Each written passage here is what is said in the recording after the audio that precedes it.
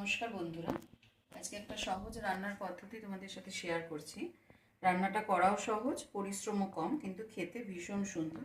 লুচি বা পরোটা বা রুটি যা কিছুর সাথেই তোমরা খেতে পারো। তার জন্য আমাদের যেগুলো লাগছে সেটা হচ্ছে টক দই। আমি 500 দই এটা রয়েছে, আমি এখান থেকে হাফ নেব। মানে যার যেরকম প্রয়োজন সে সেরকমই নিতে পারে। আমার কম বলে আমার কম দরকার, তাই জন্য আমি হাফ নিচ্ছি। হাফ দই এখানে ঢেলে নিলাম। এবার এতে আমি যেটা দেব, প্রথমে হচ্ছে একটু নুন মেশাবো পরিমাণ মতন।